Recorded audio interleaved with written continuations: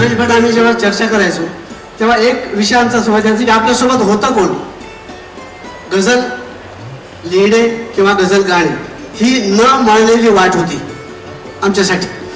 गझल किती कष्टाने सुरेश भटांनी इथे रुजवली. जाणते ही बाग माझ्या शोषणाच्या सार्थकाला, मी इथे हे अमृताचे रोपटे रुजवून गेलो. साहित्याचं दालन समृद्ध करणारी गझल त्यांनी मराठीला दिली.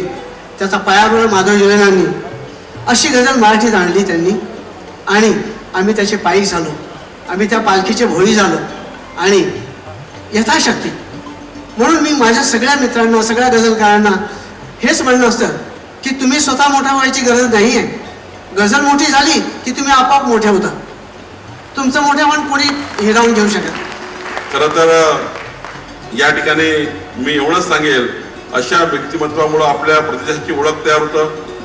आज जगाच्या नकाशावर नाही तर जगाच्या अनेक हृदयावर, देशाच्या 140 कोटी जनतेच्या हृदयावर, महाराष्ट्राच्या 14 कोटी जनतेच्या हृदयावर या ठिकाणी त्यांच्या गझलाचा ठसा हा कायम या ठिकाणी ठळकपणे उमटलेला आहे.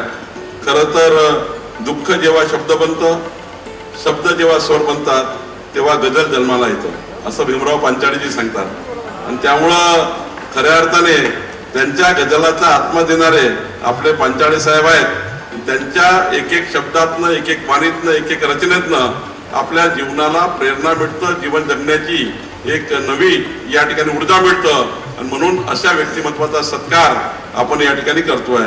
खरं तर भीमराव दादाला काय द्यायचं तर ह्याच ठिकाणी माझी भावना तयार झाली आणि म्हणून या ठिकाणी हा कार्यक्रम आपण केला.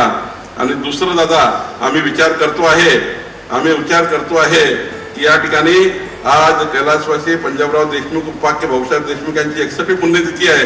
आणि म्हणून आजच्या दिवशी गझलकार निर्माण करण्यासाठी भीमराव दादा पांचाळेजी आपल्या आठवणी 1000 वर्ष जोपर्यंत सूर्यचंद्र तोपर्यंत राहाव्या म्हणून एक गुरुकुल तयार झालं पाहिजे याची योजना आम्ही तयार करू.